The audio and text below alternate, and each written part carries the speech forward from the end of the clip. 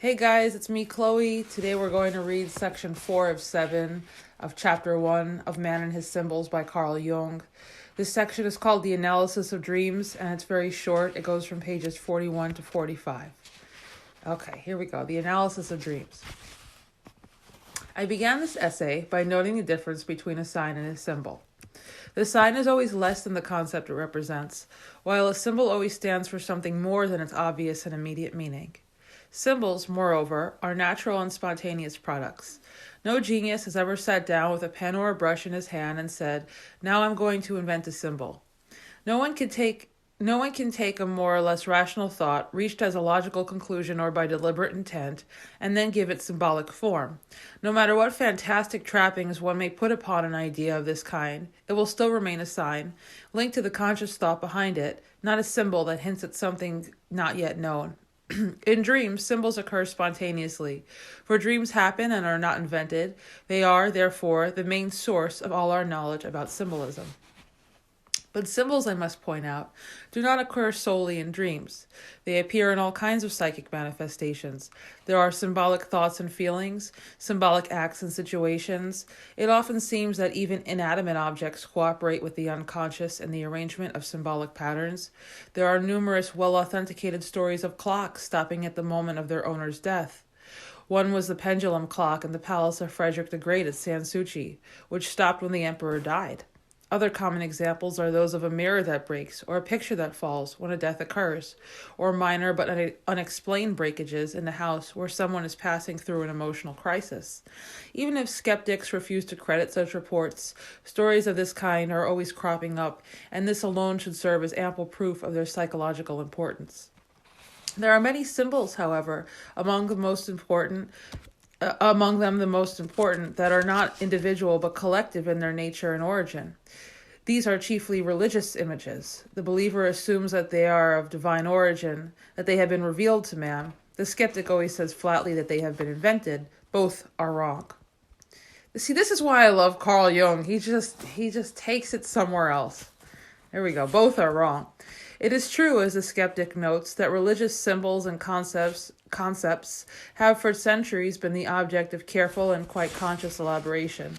It is equally true, as the believer implies, that their origin is so far buried in the mystery of the past that they seem to have no human source. But they are in fact collective representations, emanating from primeval dreams and creative fantasies. As such, these images are involuntary, spontaneous manifestations and by no means intentional inventions. This fact, as I shall later explain, has a direct and important bearing upon the interpretation of dreams. It is obvious that if you assume the dream to be symbolic, you will interpret it differently from a person who believes the essential energizing thought or emotion is known already and is merely disguised by the dream. In the latter case, dream interpretation makes little sense, for you find only what you already know. It is for this reason that I have always said to my pupils, learn as much as you can about symbolism, then forget it all when you're analyzing a dream.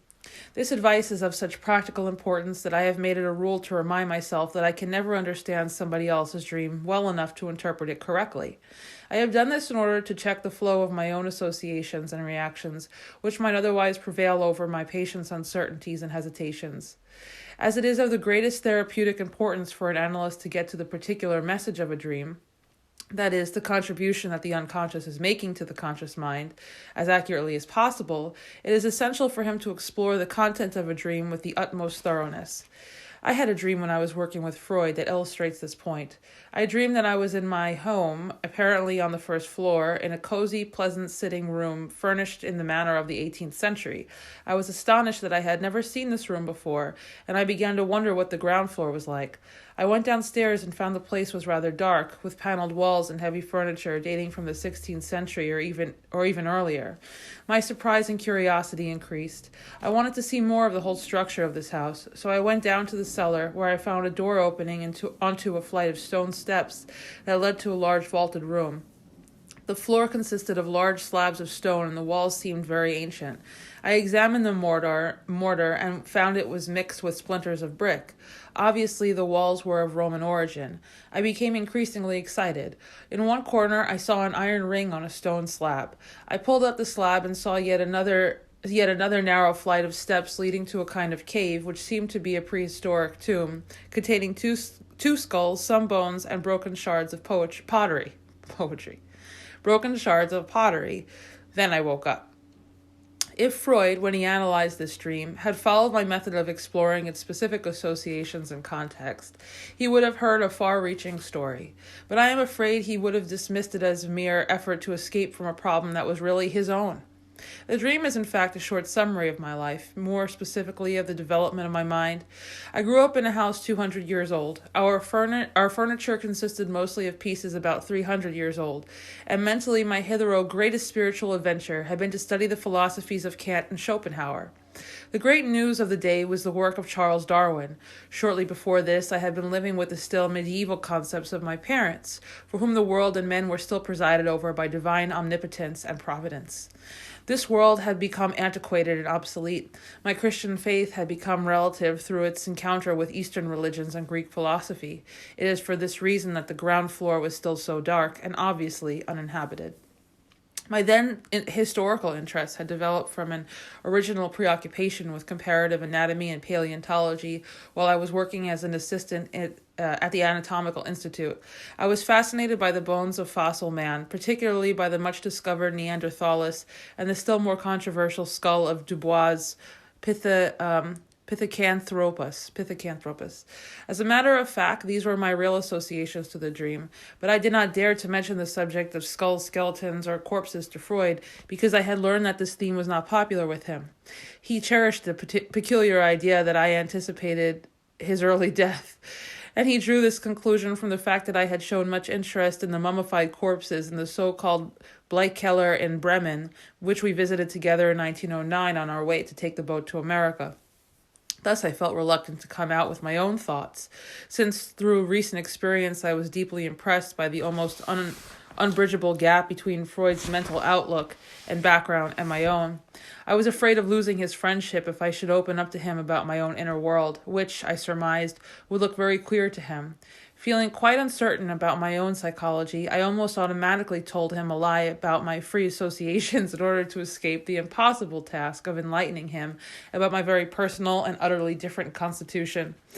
I must apologize for this rather lengthy narration of the jam I got into through telling Freud my dream, but it is a good example of the difficulties in which one gets involved in the course of a real dream analysis. So much depends upon the personal differences between the analyst and the analyzed. I soon realized that Freud was looking for some incompatible wish of mine, and so I suggested tentatively that the skulls I had dreamed of might refer to certain members of my family whose death, for some reason, I might desire. This proposal met with his approval, but I was not satisfied with such a phony solution. While I was trying to find a suitable answer to Freud's questions, I was suddenly confused by an intuition about the role that the subjective factor plays in psychological understanding. My intuition was so overwhelming that I thought only of how to get out of this impossible snarl, and I took the easy way out by a lie. This was neither elegant nor morally defensible, but otherwise I should have risked a fatal row with Freud, and I did not feel up to that for many reasons. My intuition consisted of the sudden and most unexpected insight into the fact that my dream meant myself, my life, and my world, my whole reality against the theoretical structure erected by another, strange mind for reasons and purposes of its own. It was not Freud's dream, it was mine, and I understood suddenly in a flash what my dream meant. This conflict illustrates a vital point about dream analysis.